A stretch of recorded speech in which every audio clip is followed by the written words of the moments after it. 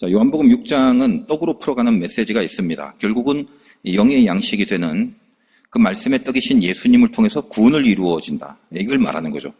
여러 번 말씀드렸다시피 우리는 이제 이미 이런 그 구원의 진리성을 알기 때문에 이 본문을 살피는 것이 이미 알고 있는 내용에 대해서 확인하는 것이 되겠지만은 당시 유대인들에게 있어서 이 주님의 말씀은 참으로 혁명과도 같은 그런 메시지였음을 이해를 하시면서 묵상해야 한다. 이렇게 설명을 드렸습니다.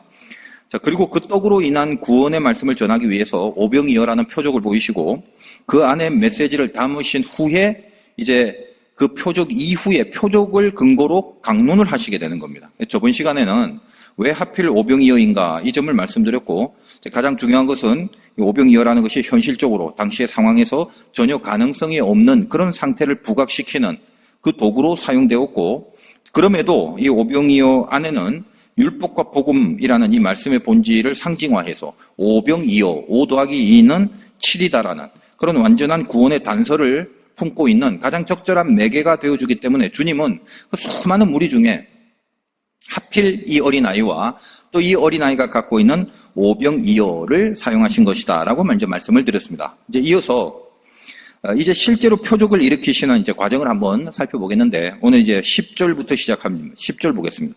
예수께서 이르시되 이 사람들로 앉게 하라 하시니 그곳에 잔디가 많은지라 사람들이 앉으니 수가 5,000명쯤 되더라. 요한복음에는 5,000명이라고 했지만 다른 복음서를 보면 여자와 어린아이 외에 5,000명이라고 했습니다. 그러니까 짐작컨대 적어도 한 10,000명에서 15,000명 정도는 나왔다라고 여자, 어린아이 다 포함하면 그렇게 생각할 수가 있는 겁니다. 당시 유대 총 인구가 대강 60만 정도인데 짐작이지만 인구의 30분의 1이라는 엄청난 숫자가 모인 겁니다. 우리가 2002년 월드컵 기억하실지 모르겠습니다. 그때 시청이나 광화문에서 모여서 응원을 했는데 4강전에서 독일과의 경기에는 상당히 많은 숫자, 최고의 숫자가 모였죠. 그래서 어림잡아 한 100만 명 정도가 시청 광화문에 모여있다. 뭐 그런 이야기를 들었습니다. 자, 우리나라 인구가 5천만 명인데 50분의 1이 모인 거죠. 즉 인구 50명 중에 한 명이 나갔단 말입니다. 제 계산이 맞는지 모르겠는데 하여간 그때 그 TV를 보면 굉장히 장관이지 않습니까? 그러니까 지금 이 오병이어의 사건은 뭐 광화문이나 서울시청 정도의 그때의 숫자는 아니지만 당시 유대 인구에 대비해서 30분의 1이라고 하면 30명 중에 한 명이 광야에 모여 있는 것이라고 볼 수 있다는 겁니다. 굉장히 대단한 거거든요.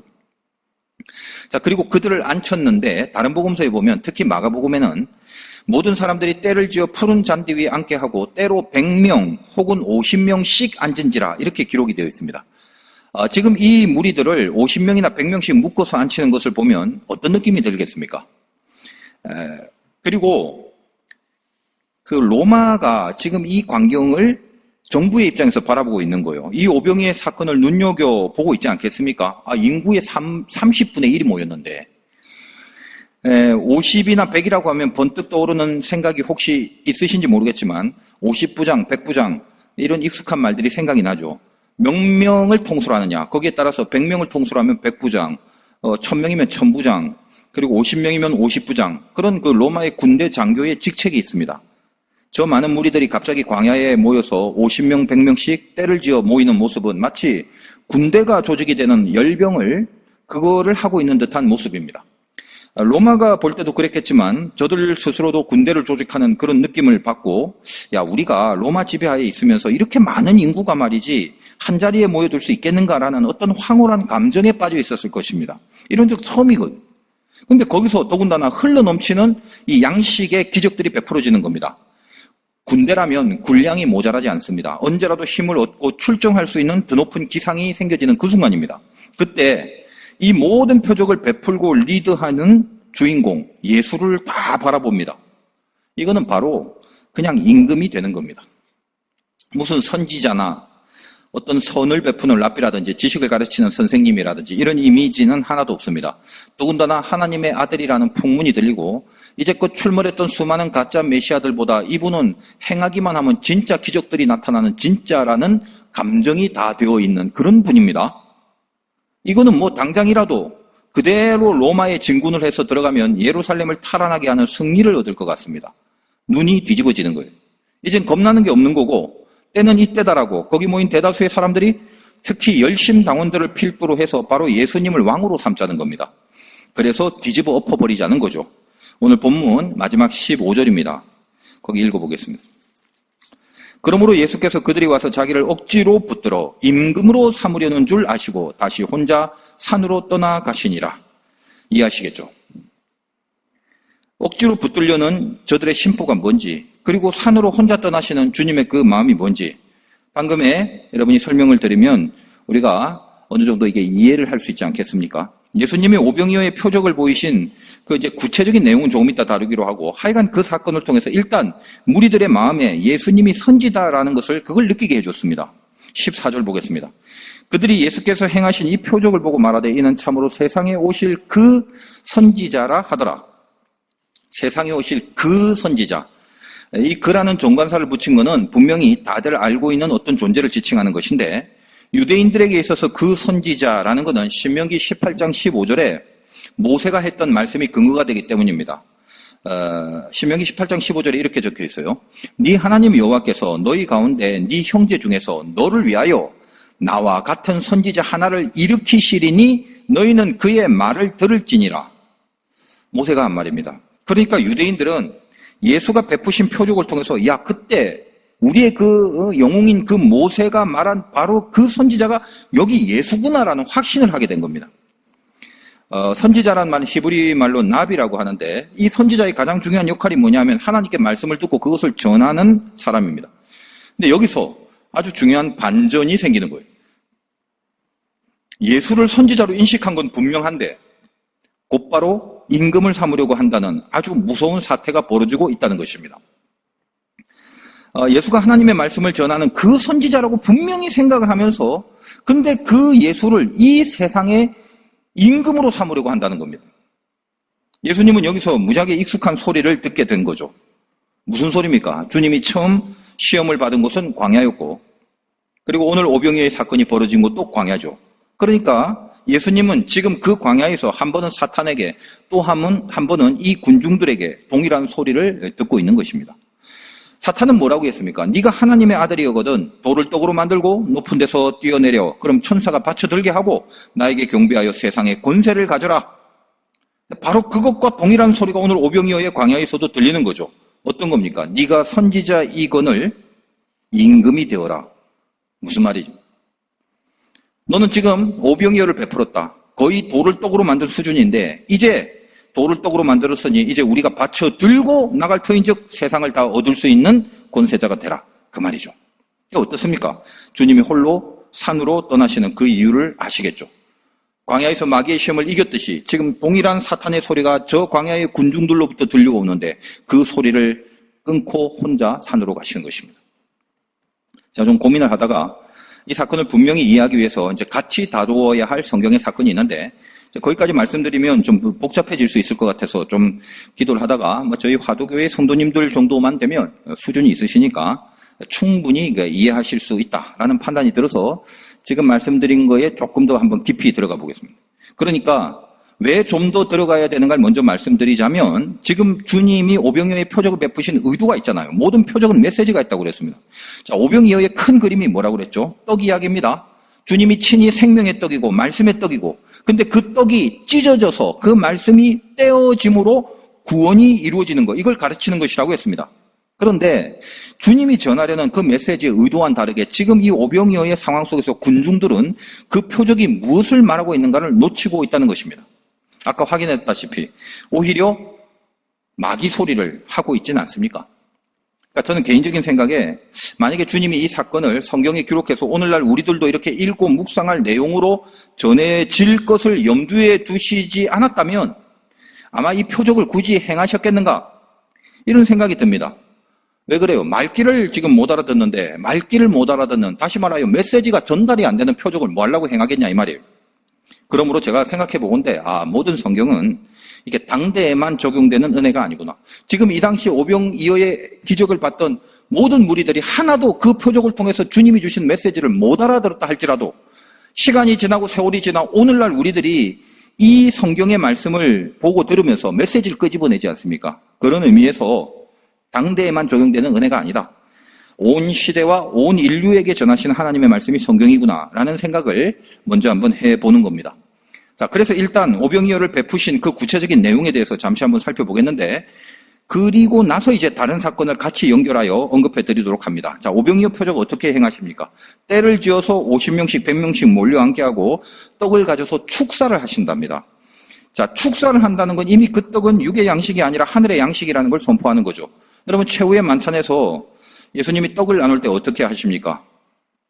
우리가 성찬식 할 때 익숙하게 들었던 말씀이죠.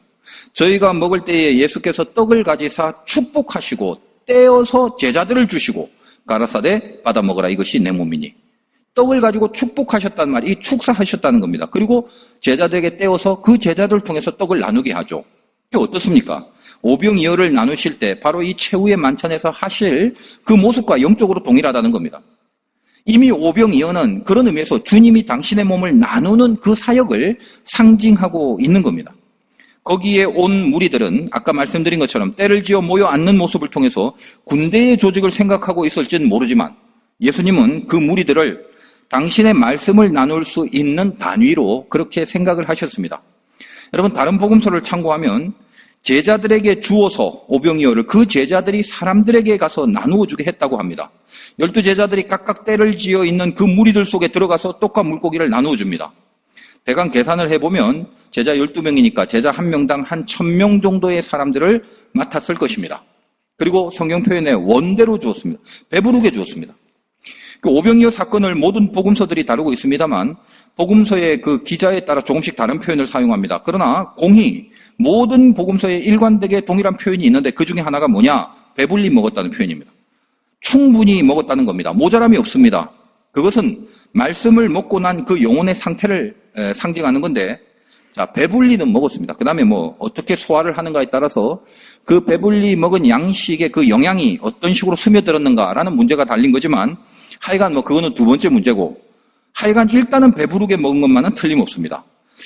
제 생각엔 이 사람들이 깨닫지 못하는 걸 봐서 배불리만 먹었지 소화력은 별로 없지 않나, 영적인 소화력은 별로다라는 생각을 하게 됩니다. 하여간 그리고 나서 남은 조각을 거두었습니다. 버리는 것이 없게 하라고 하셨습니다. 뭐 당연히 말씀이라는 건 버릴 게 없고요, 버려서도 안 되는 것이지 않습니까? 그것을 의미하는 거겠죠. 근데 뭐 이런 자자분한 교훈보다도 지금 12바구니에 다 모았더니 12바구니에 꽉 찼다, 이 표현이 중요합니다. 그러니까 이거는 얼마나 남았냐 그걸 말하는 것이 아니죠. 만약에 배불리 먹고 나서 한 바구니 남았다 이러면 별로 안 남았네 그렇게 평가하고, 한 30바구니쯤 남았다 그러면 역시 주님이 통이 크시구나, 참 많이 남도록 베푸셨구나, 그렇게 평가하라고 하는 말은 그런 아닌 것입니다. 예수님은 지금 오병이어를 베푸시는 과정에서 이 땅에 하나님의 말씀이 어떻게 침투해서 들어가는가, 이것을 상징적으로 가르치고 있는 거죠. 이미 주님께로부터 말씀을 듣고 배운 제자들이 있습니다. 그 당시에는 주님께로부터 듣고 말씀을 배운 제자들밖에 없습니다. 그 제자들을 통해서 그들이 사람들의 무리 속에 들어가 그 말씀을 나누고 그들을 배부르게 먹입니다. 다 먹이고 나서 12제자들이 주님께 온 것인데 아직도 바구니에 가득 차 있더라는 것입니다. 그러니까 제자들이 떡을 나누면 나눌수록 제자들 자신이 스스로 가득하게 흘러 넘치는 말씀을 품게 되는 그 모습을 상징적으로 오병이어의 사건을 그렇게 흘러 넘치게 나누어 주면서도 제자들의 바구니에 가득 넘치는 모습을 통해 하나님의 말씀이 스며들어가고 그 말씀이 나누어질 때 그 말씀을 나누는 자의 가슴 속에 얼마나 하나님의 말씀의 공급이 스스로 흘러 넘치는가를 상징적으로 보여주고 있는 것이다 라는 말입니다. 여러분들도 경험하시겠지만 하나님의 은혜와 말씀이라는 건 내가 다른 사람한테 나누면 나눌수록 오히려 자기 안에 흘러넘치는 그 은혜의 공급이 되어준다는 것을 알고 있지 않습니까? 그럼 한번 생각해 보세요.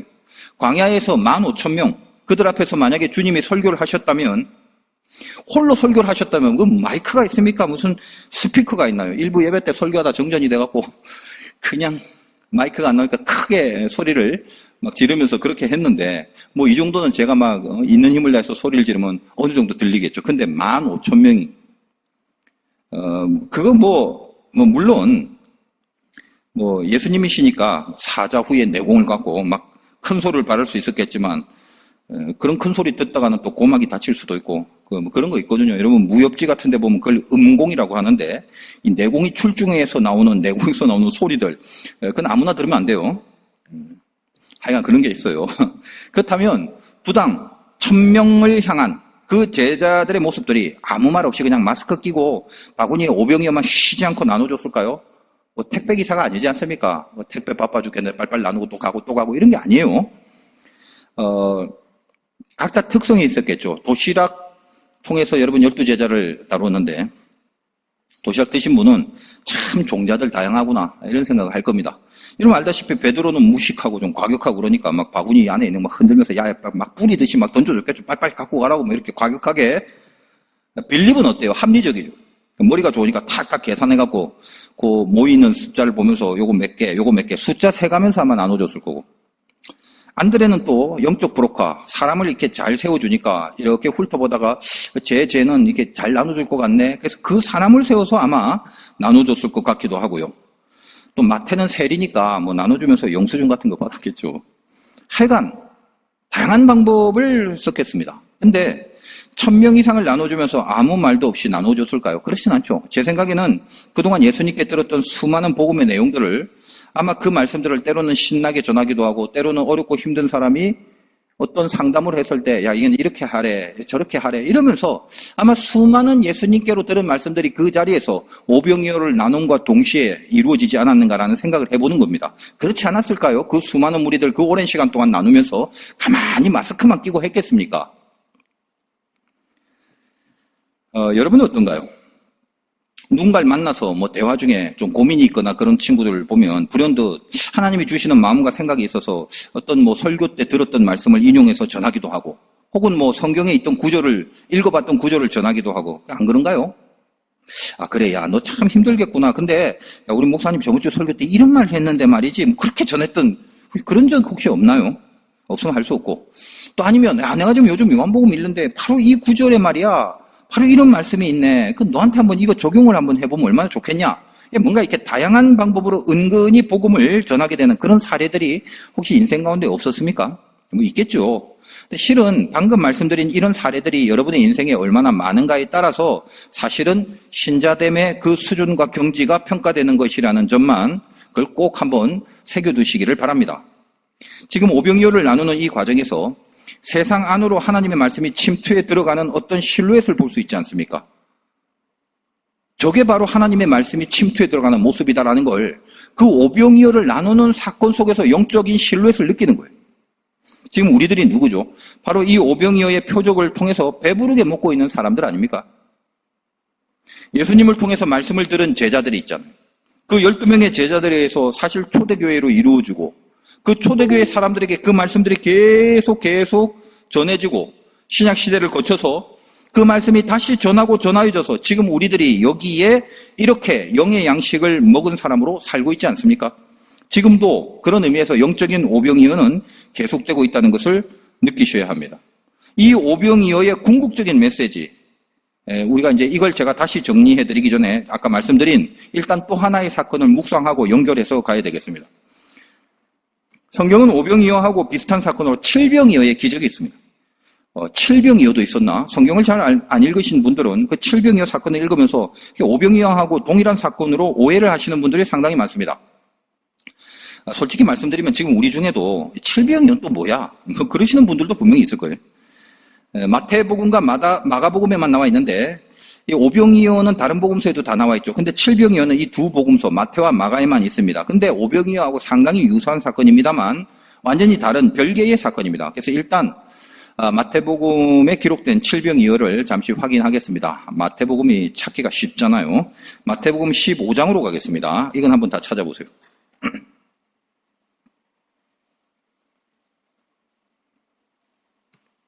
32절부터 39절의 말씀인데 제가 빨리 한번 읽어보겠습니다.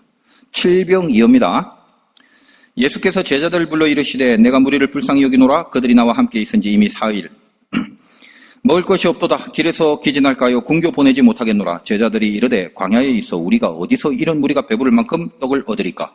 예수께서 이르시되 너희가 떡이 몇 개가 있냐? 이르되 7개와 작은 생선 2마리가 있나이다 하거늘. 예수께서 무리에게 명하사 땅에 앉게 하시고 떡 7개와 그 생선을 가시고 축사하시고 떼어 제자들에게 주시니 제자들이 무리에게 주매 다 배불리 먹고 남은 조각을 7 광주리에 차게 거두었으며 먹은 자는 여자와 어린아이 외에 4,000명이었더라.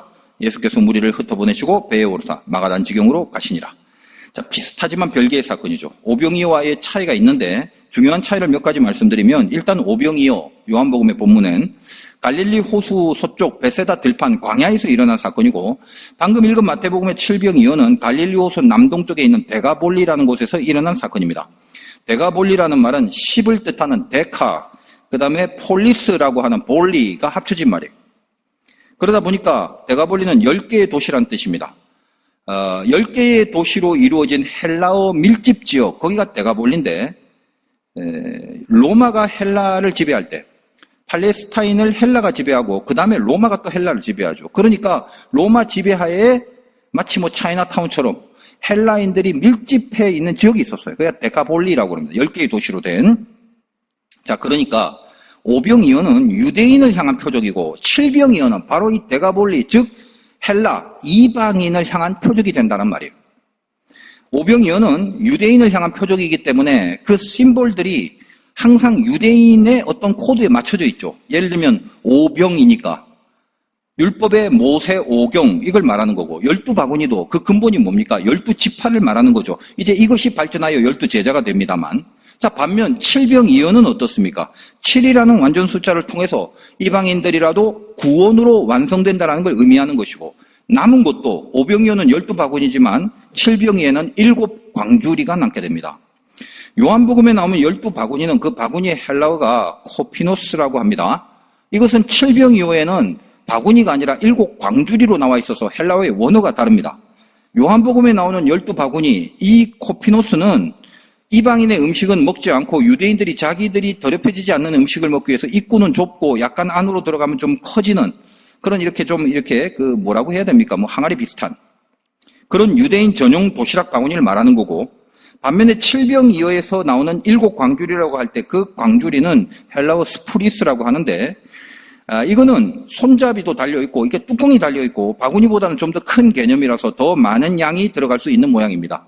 자, 그러니까 주님이 오병이어는 유대인을 중심으로 복음이 들어가는 것을 상징화시킨 표적이고, 칠병이어는 이방인을 중심으로 복음이 들어가는 것을 상징화하신 그 표적을 나타낸다는 겁니다. 그런 의미에서 내용은 비슷한 것 같지만 거기에 나오는 숫자나 형태는 완전히 다른 두 개의 사건입니다. 자, 근데 중요한 거는 이런 차이들이 있구나라는 걸 이해하는 것보다, 물론 그것도 중요하겠지만 바로 이 표적의 배경과 메시지가 더 중요하죠. 자, 주님은 데가볼리에서 이방인들을 향해서 칠병이어를 베푸시고 나서 그 다음 장인 바로 연결된 마태복음 16장에 이런 말을 합니다. 그 유명한 마태복음 16장 4절이에요. 악하고 음란한 세대가 표적을 구하나 요나의 표적밖에는 보여줄 표적이 없느니라 하시고 그들을 떠나 가시니라. 자, 여러 번 말씀드렸습니다. 예수님에게 있어서 표적이라는 건 어떤 초월적인 기적 자체를 말하는 게 아니라 늘 메시지. 근데 그 메시지의 핵심이 뭐라고 그랬어요? 십자가와 부활이라는 복음이죠. 그걸 드러내는 것이 예수님의 표적의 목적이라고 했지 않습니까? 그러니까 표적을 구하라고 할 때 기적을 보여주겠다는 게 아닙니다. 십자가와 부활의 메시지가 들어가 있는 것을 보여주겠다는 거죠. 그럼 요나가 어떻죠? 알다시피 여러 번 말씀드렸죠. 물고기 뱃속에서 3일 동안 있었던 요나, 그 사건, 십자가의 죽음과 3일 만에 토해져 나오는 부활이라는 그런 관점에서 이해하여 주님은 요나의 표적밖에는 없다라고 말씀을 하셨다라고 여러 번 제가 말씀을 드렸습니다. 자, 근데 그런 이야기를 해놓고 그런 다음에 아주 중요한 메시지를 주십니다.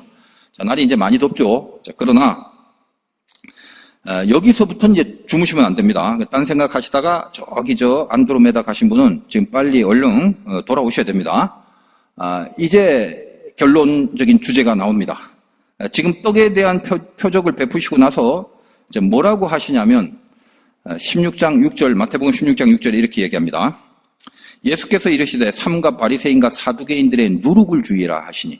자, 그러니까 칠병이어를 베푸시고 이방인을 위하여 복음이 어떻게 들어가는가에 대한 표적을 베푸시고 내가 보여줄 표적은 요나의 표적밖에 없다라고 해놓고 연결하여 뭐라고 하냐면 바리새인과 사두개인의 누룩을 주의하라 라고 이야기를 합니다. 떡을 갖고 펼친 표적의 마지막 결론이 바리새인과 사두개인의 누룩을 주의하고 삼가하라라는 쪽으로 가고 있다는 것에 대한 이해를 해야 됩니다. 바리새인과 사두개인들의 누룩이라는 거, 제자들은 이런 말을 해도 감을 못 잡고 그냥 떡을 거기에 놓고 온 것만 염려를 하고 있습니다. 그래서 7절 보면 마태복음 16장 7절에 제자들이 서로 논의하여 이르되 우리가 떡을 가져오지 아니하였도다 하거늘. 지금 바리새인 사두개인 지금 논하고 굉장히 중요한 얘기를 하고 있는데 떡 놓고 온 것에 대해서 걱정을 하고 있죠. 얼마나 한심합니까? 그래서 이 한심한 제자들에게 핵심이 뭔가를 가르쳐 주죠. 근데 그것이 여기서 이제 중요한 게 이 핵심적인 걸 가르쳐 주는데 이게 칠병이어 사건뿐만 아니라 오병이어 사건까지도 주님이 언급하시면서 메시지를 주고 있다는 사실입니다. 그래서 오늘 본문과 연결되기 때문에 제가 칠병이어까지도 분석을 할 수밖에 없는 거예요. 8절에서 10절 보겠습니다.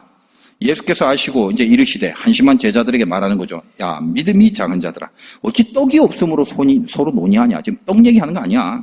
너희가 아직도 깨닫지 못하느냐? 떡 5개로 5,000명을 먹이고 준 것이 몇 바구니며, 이거 오병이어죠. 떡 7개로 4,000명을 먹이고 준 것이 몇 강줄이었는지를 기억하지 못하냐. 이거 7병이어죠. 자, 이게 지금 무슨 말이에요? 12바구니의 유대, 7바구니의 이방. 그 유대와 이방이 하나님의 떡, 말씀으로 인하여 구원을 받게 되는 역사가 있을 것이다. 지금 니들이 육적인 양식을 위한 떡 한 조각 없다고 걱정하는 그런 차원이 아니란 말입니다. 그렇게 얘기를 하고 나서 중요한 이제 지적을 합니다. 그게 11절. 어찌 내 말한 것이 떡에 관함이 아닌 줄을 깨닫지 못하느냐. 오직 바리새인과 사두개인들의 누룩을 주의하라 하시니. 지금 여기서 그제서야 제자들이 떡의 누룩이 아니구나. 이게 바리새인과 사두개인들의 교훈을 삼가라 라고 말씀하시는 거구나라는 걸 이제 깨닫게 됐다고 얘기를 합니다. 자, 주님이 떡에 대한 표적을 베푸시고 갑자기 바리새인과 사두개인들의 누룩을 삼가라고 하십니다. 자, 누룩이라는 건 빵을 만들 때 이렇게 부풀게 하는 재료 아닙니까? 그러니까 바리새인이라고 하면은 율법의 대명사고 사두개인이라고 하면 제사작 사독의 후예로 제사의 대명사죠. 그러면 구약, 즉 유대교 신앙의 핵심 두 기능이 율법과 제사인데, 근데 누룩이라는 건 부풀어 오르는 것이기 때문에 영향력을 말하는 것입니다. 바리새인과 사두개인의 영향력, 율법과 제사의 영향력, 그 누룩인데 그 영향력을, 다시 말하여 율법이 주는, 제사가 주는 영향력을 삼가해라. 이렇게 얘기를 하는 것입니다. 이것이 결론적인 얘기예요. 무슨 말입니까? 율법이나 제사 자체가 당연히 중요한 거죠. 구약신앙에 있어서. 그런데 그것이 누구를 위한 것이냐의 싸움에서 빗나가 있다는 거예요. 율법과 제사를 통해서 이렇게 부풀어 오르게 하는 게 뭐더냐? 율법과 제사를 강력하게 지내면서 그 율법과 제사가 지금 영향력을 행사하고 있는 그 영향력의 주체가 누구냐? 그 말입니다. 여러분, 오병이어나 칠병이어나 전부 다 떡을 나누는 거죠. 무슨 말이죠? 떡이라는 건, 즉 말씀의 침투와 확장을 의미하는 차원에서 지금 이 오늘 다루는 오병이어도 하나님의 말씀이 부풀어 오르고 하나님의 나라가 확장되어 침투되고 있는 걸 말합니다. 그런데 이 오병이의 사건을 통해서 뭘 지금 지적하고 있냐면 너희들 이제껏 그렇게 지켜왔던 율법과 제사를 보라는 말이에요.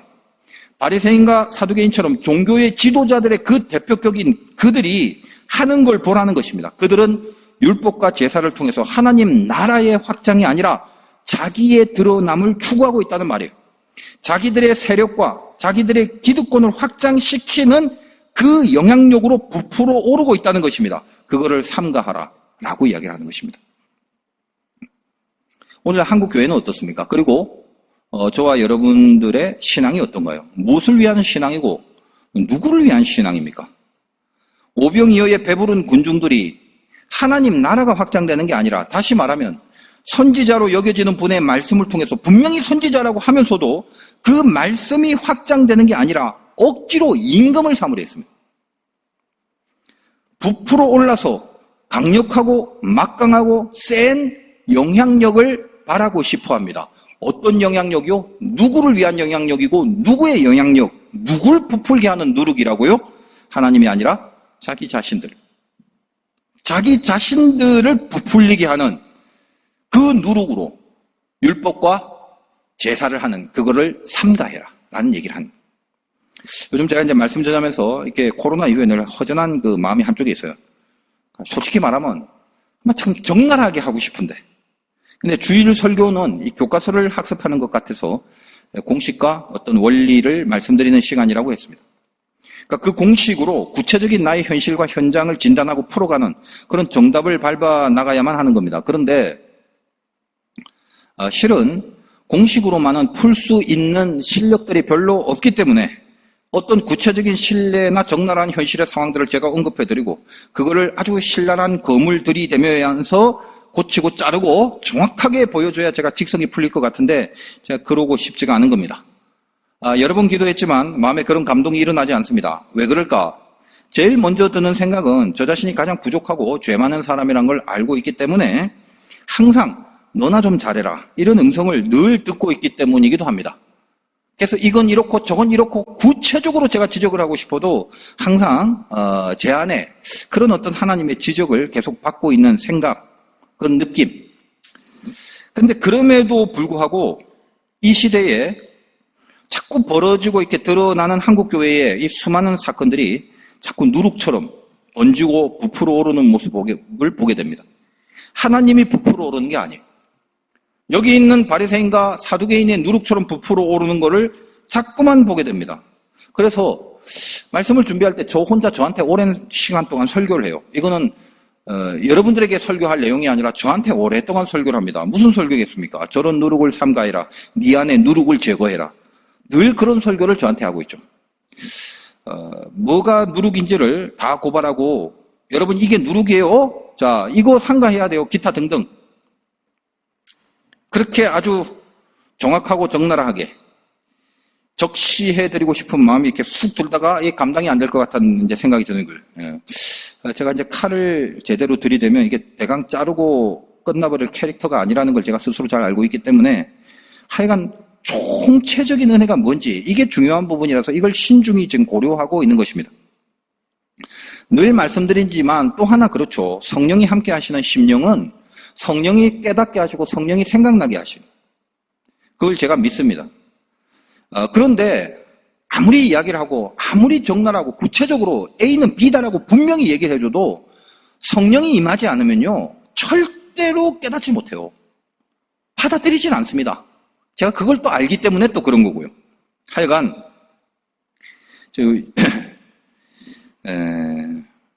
우리 화두교회 성도님들을 위해서 하나님이 저에게 목양을 맡기셨고 또 이 재단에 이제 선지자로 세워주었지 않습니까? 그러므로 저는 이렇게 고민을 하다가도 무슨 저 세상과 한국교회나 뭐 감리교회 이건 제가 일단 모르겠고요.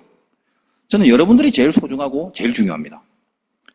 그러니까 주님이 허락하고 맡겨진 그 시간 동안만큼은 저는 우리 교회 성도님들을 위한 하나님의 종으로 살아가야 되는 것입니다. 그러므로 저와 여러분들이 이렇게 말씀을 듣고 깨달아서 정말 다른 사람은 뭐 다른 교회는 뭐 다른 교단은 모르겠어요. 신경 쓸 여력이 없어요. 신경 쓰고 싶지도 않고요. 우리는 하나님의 말씀을 듣고 정말 우리가 예수를 따라가는 그 인생으로 그렇게 살아내줬으면 얼마나 좋을까. 저 간절한 소원은 사실 이거밖에 없는 거죠. 다 우리가 진짜 예수를 따라가는 인생을 살면 얼마나 좋을까. 그것뿐이지 않습니까? 저는 그래요. 그냥 우리라도 적어도 우리는 뭐 다른 데는 어떻게 살고 있는지 신경 쓸 여력이 없습니다. 여러분들은 분명히 선택을 하시고 자세와 입장을 확실하게 취하고 있어야 됩니다. 오늘날 예수를 믿는다는 것에 대해서. 뭐요? 예수 믿는다는 것이 임금이 되고자 하는 겁니까? 종이 되고자 하는 겁니까? 이걸 결정하셔야 돼요. 평생 가면서 이것도 결정 못한 사람이 수척빽빽해요. 종이 되려면 어떻게 해야 됩니까? 당연히 예수를 따라가야 됩니다. 자기를 찢어서 다른 이들을 채워주고 자기는 혼자 떠나가 버릴 수 있는 진심이 있어야 된다는 겁니다. 이게 종의 자세예요. 홀로 채워주고 홀로 떠나가는 그 삶을 살기로 결정을 하셔야 된다는 겁니다. 제가 이제 부족함이 많다 보니까 목회를 하면서 가끔은 이제 은혜가 떨어져 버리면요. 은혜 떨어질 때 제일 먼저 나타나는 증상이 뭘까 봤더니 종의 자리에서 임금의 자리로 옮기고 싶다는 생각이 드는 겁니다. 임금이 뭐죠? 사람들로 인하여, 사람들에 의하여 즐거움을 누리고 싶은 그 자리, 그 마음, 그게 임금의 마음이에요. 그런 마음이 있으면 사람들로 인하여 사람들에 의해서 누려야 되기 때문에 사람들에게 못마땅한 것들이 산처럼 올라오는 느낌을 받게 됩니다. 적나라하게 다 보이고 그것들이 엄습을 하게 되는 느낌을 받게 됩니다. 그러면 은혜는 끝나버려요. 임금은 종이 필요한 사람입니다. 고로 종이 필요하기 때문에 종이 종답지 못한 것에 못마땅한 마음이 생기게 되는 거예요. 그러면 그때부터는 수준 안 되는 사람이나 자기 말 안 듣는 사람에게 살기를 가지게 됩니다. 그게 임금입니다. 그래서 대대로 임금의 역사를 보면 여러 명 처리했습니다. 그러나 종들은 어때요? 종들은 거꾸로 임금이 필요한 사람이에요. 모든 사람이 나의 임금이 될 때 그때가 참된 종의 모습이 될 수 있는 겁니다. 제 경험상 제가 제일 은혜가 깊을 때가 언제냐 하면 내가 종이라는 것을 분명히 깨닫고 있을 때더라고요. 내가 빚진 자다라는 마음이 이 속에서 진심으로 친하게 나를 울려줄 때 그때가 제일 은혜가 있을 때더라고요. 그러면 어떻습니까? 그 누구라도 그 사람을 통해서 내가 느끼고 즐기고 누리려고 하는 게 아니라 어떤 사람으로 내가 덕을 누리는 게 아니라 그 사람을 섬기라고 만나게 해주셨다는 사실을 캐치하게 됩니다. 여러분이 지금 알고 있는 사람 많죠? 그 사람 왜 알고 있어요? 여러분 가정에서, 직장에서, 교회에서, 친지 중에, 이웃 중에, 기타 등등 여러분 알고 있는 그 사람 왜 알고 있는 거예요? 아유, 보기도 싫어요. 알고 싶지도 않아요. 혹시 이런 분이 있을지 모르겠는데 여러분들은 어떤 사람이든지 그 사람을 왜 아시냐 하면요, 하나님이 섬기라고 턱 하고 던져준 사람이기 때문에 알고 있다는 사실을 잊지 마십시오. 아이고 싫어요, 좋아요, 몰라요. 그거는 두 번째 문제예요. 그건 알아서 하시고, 여러분이 만나는 모든 사람들 그것만 명심하세요. 하나님이 섬기라고 턱 데리고 온 사람들이란 말이에요. 하나님은 저도 마찬가지지만 여러분들도 뭐라고죠? 세상에서 섬기는 자가 되라. 성경 읽어보면 얼마나 섬겨야 됩니다. 낮아져야 됩니다. 하여간 말은 얼마나 많이 하는지 대표기도 시켜보면 전부 그런 기도하죠. 낮아지게 하시고 겸손케 하시고 섬김 받는 것보단 섬기게 하시고. 하여간 교회 다니는 사람들 말 잘해. 아주 그냥 자르르 흘러요. 아니면 목사서부터 그래. 아주. 종의 자리에 살라는 명령이시잖아요. 그러니까 선택을 해야 된단 말입니다. 임금이 될 거냐 종이 될 거냐 이거를요. 여러분들에게 맡겨진 어떤 상황이 있고 만나게 하는 사람이 있고 주어진 환경이 있고 다 다릅니다. 때로는 가까운 사람들, 가정과 친지, 교회 교우님들 사이에서도 그 어떤 자리에 내가 가더라도 종으로 섬기라고 하셨습니다. 그죠? 우리가 그걸 모르는 바 아닙니다. 그죠? 근데 참 잘 안 됩니다. 잘 안 되는 이유 하나뿐이죠. 임금이 되고 싶기 때문입니다. 그 이유 말고는 아무것도 없어요. 그러나 분명한 것은 거기서 임금으로 살지 말고 종으로 살라고 하나님이 주신 자리라는 거, 그걸 잊지 말라는 거예요. 그걸 분명히 붙잡고 거기에 동의하면 어떻게 해야 될 건가가 줄을 서게 돼 있어요. 깨닫게 돼 있어요. 고민할 필요가 없어요. 예수 믿는 거 쉽지 않습니다. 여러분 임금이 되려고 믿는다면 그거 다 믿죠. 안 믿고 싶은 사람이 어디 있어? 말 안 해도 알아서 다 믿어요. 근데 주님은 종으로 살라고 하십니다. 그래서 다 떠납니다. 그래서 측근들에게 묻죠. 야, 니들도 나를 떠나려느냐? 슬픈 질문이십니다. 주님이 우리에게 너도 떠날래 할 때 여러분 어떻게 대답하겠어요? 오늘 말씀을 통해서 여러분이 말 삶이 된다는 깊은 의미가 뭔지를 한번 확인해 보시기 바랍니다. 예수님은 자기를 찢어서 홀로 채워주시고 홀로 떠나셨습니다. 이 모습을 아름답게 여기고 멋지게 보고 깊은 감동과 영광으로 느낄 수 있는 심령이 여러분 안에 있다면 수준이 높으신 분입니다. 임금은 사람들을 통해서 즐거움을 확보합니다. 그러나 종은 오로지 하나님을 통해서만 즐거움을 확보합니다. 그러니까 여러분이 예수님처럼 홀로 산으로 떠나는 그 믿음으로 살아가실 수 있다면, 그렇게만 정말 살아낼 수 있다면 나중에 이 땅에서 종의 삶을 다 마친 후에 하나님 만나면 하나님이 이 말씀을 해주실 거죠. 착하고 충성된 종아, 수고했다. 이제 나의 즐거움에 참석해라. 영원히 내가 너와 함께하는 그 영광을 너에게 줄게. 저는 그 영광을 끝까지 믿고 한번 살아보렵니다. 우리 화도교회 성도님들 한 명도 빠지지 말고 그 즐거움에 참여하는 귀한 은총을 받으시기를 주님의 이름으로 축원드립니다.